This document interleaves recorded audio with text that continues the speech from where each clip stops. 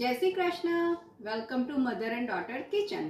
આજે આપણે બનાવીશું વેજીટેરિયન લઝાનિયા, જે બધાને ફેવરિટ છે અને બધાને ખૂબ જ પસંદ છે. ઘરે ઇઝીલી બની જાય છે. એના માટે આપણને શું સામગ્રી જોઈશે તે હું તમને બતાવી દઉં છું. લઝાનિયા, કાંદો, tomato puree, shredded cheese, mozzarella, corn, વટાણા, લીલા કાંદા, sweet pepper, garlic, carrot, jalapeno છે. જો તમને સ્પાઇસી ભાવતું હોય તો તમે એડ કરી શકો છો. તમને સ્પાઇસી નહીં જોઈતું હોય તો સ્કીપ પણ કરી શકો છો. મીઠું, red crush pepper, oregano, spinach,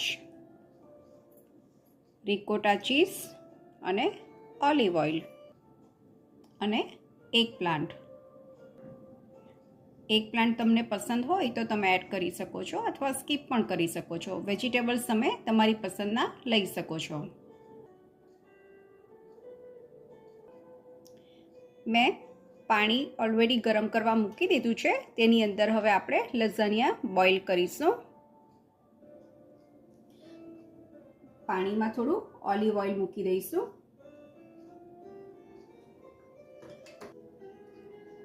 થોડું મીઠું નાખીશું. તેલ અને મીઠું એટલા માટે નાખવામાં આવે છે કે તેલના લીધે લઝાનિયાના શેલ એકબીજાની જોડે ચોંટશે નહીં અને મીઠાના લીધે લઝાનિયાના શેલ મોરા નહીં લાગે. હવે બોઇલ થવા માટે આપણે મૂકી દઈશું.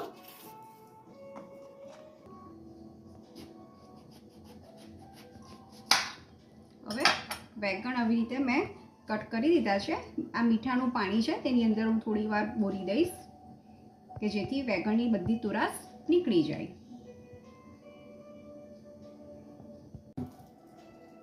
હવે એક પેનની અંદર થોડુંક ઓલિવ ઓઇલ મૂકીશું.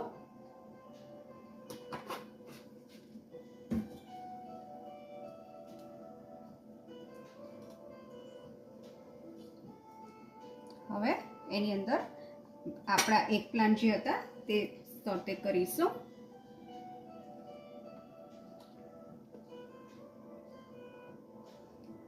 એક પ્લાન્ટને બહુ ચડવા દેવાની જરૂર નથી, કારણ કે એમ પણ ઓવનમાં આપણે મૂકવાના છે.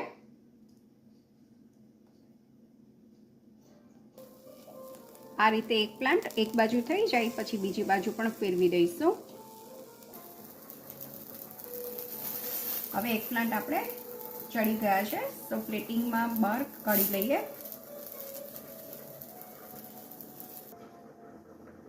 એક પ્લાન્ટ પ્લેટમાં છૂટા કાઢી દીધા છે.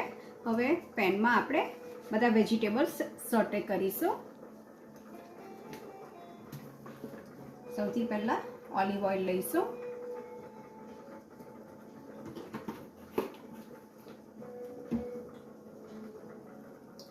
ઓલિવ ઓઇલ ગરમ થઈ ગયું છે. એની અંદર હવે આપણે ગાર્લિક એડ કરીશું.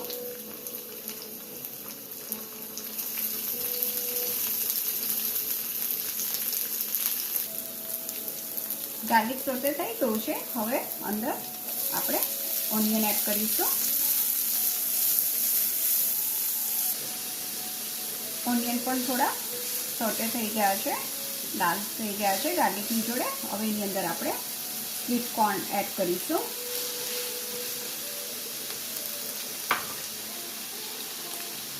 વટાણા,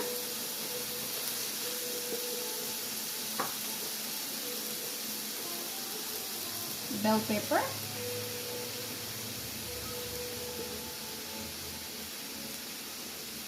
અને ગાજર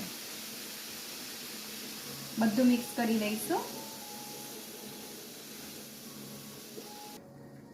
આ બધા વેજીટેબલ્સને થોડી વાર ચડવા દઈશું. લઝાનિયા જે આપણા શેલ મૂક્યા હતા તે પણ બોઇલ થઈ ગયા છે. ગેસ બંધ કરીને આપણે એને પાણીમાંથી કાઢી દઈશું. મેં ચાળણીમાં કાઢી દીધા છે અને એના પર ઠંડુ પાણી કાઢી દીધું છે, એટલે એની કુકિંગ પ્રોસેસ સ્ટોપ થઈ જાય. વેજીટેબલ્સ હવે થોડા સોટે થઈ ગયા છે. એની અંદર હવે લીલો કાંદો એડ કરીશું. મિક્સ કરી દઈશું.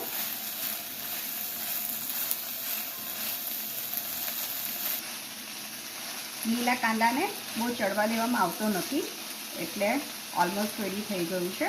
વેજીટેબલ્સનું ઓરેગાનો એડ કરીશું. રેડ ક્રશ પેપર તમારા સ્વાદ પ્રમાણે તમે એડ કરી શકો છો. તમને પસંદ હોય તો લેવું, નહીં ગમતું હોય તો સ્કીપ કરી શકો છો. મીઠું સ્વાદ પ્રમાણે.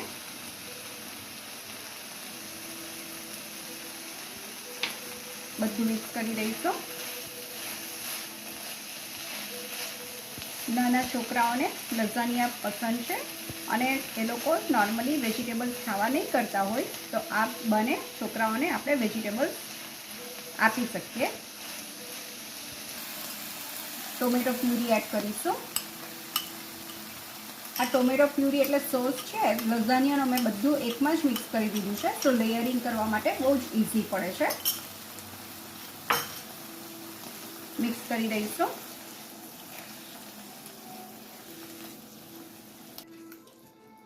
હવે વેજીટેબલ્સ રેડી છે. ઇઝી વધારે કરવા માટે હું રિકોટા પણ અંદર જ એડ કરી દઉં છું, કે જેથી તમારે એક એક લેયર પર રિકોટા છૂટું મૂકવું નહીં પડે.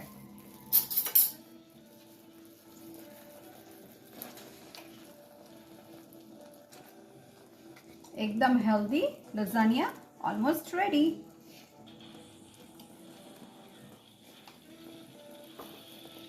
મિક્સ કરી દઈશું.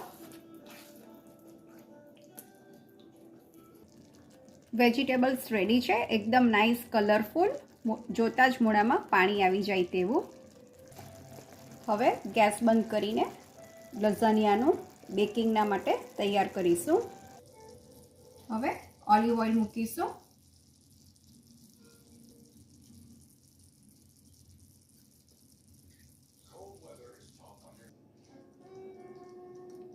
હવે લઝાનિયા આપણે મૂકીશું. આ રીતે પહેલું લઝાનિયાના શેલ આપણે ગોઠવી દઈશું અને પછી એની અંદર વેજીટેબલના લેયર કરીશું.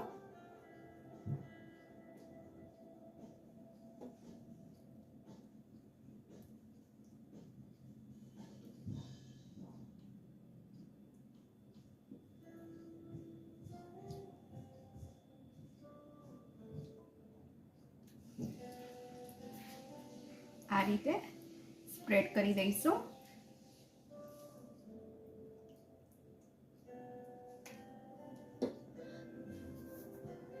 હવે સ્પિનચ એડ કરીશું.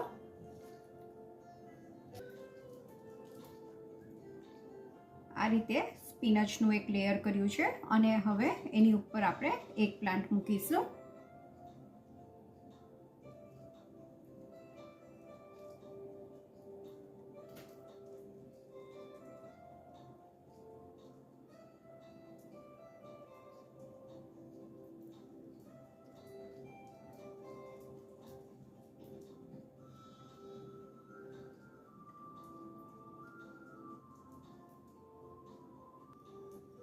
હવે ચીઝ એડ કરીશું.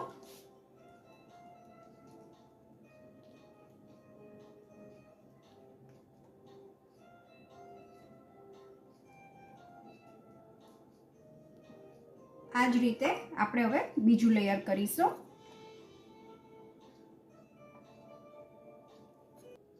આ રીતે લેયર થઈ ગયા છે. હવે છેલ્લા લેયરની ઉપર ટામેટાનો કેચઅપ હું મૂકીશ.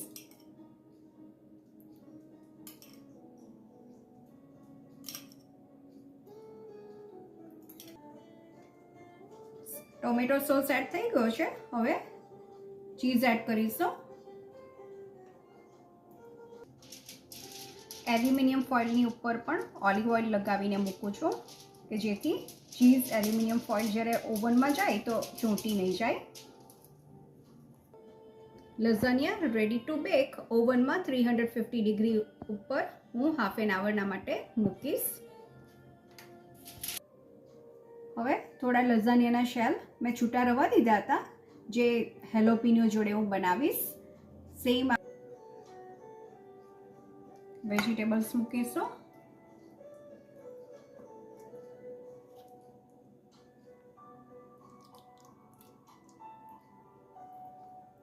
સ્પ્રેડ કરી દઈશું.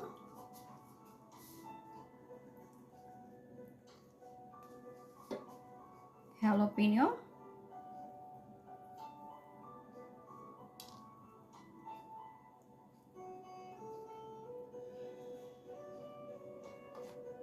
હવે ચીઝ એડ કરીશું. બીજું લેયર કરીશું.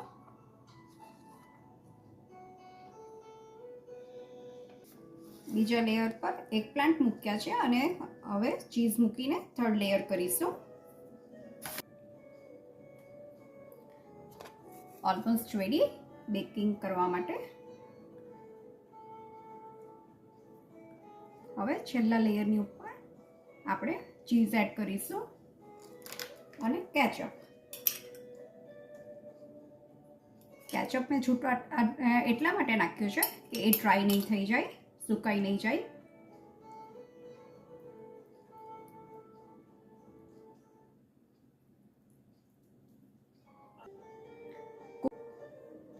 બેકિંગના માટે ટ્રે રેડી છે.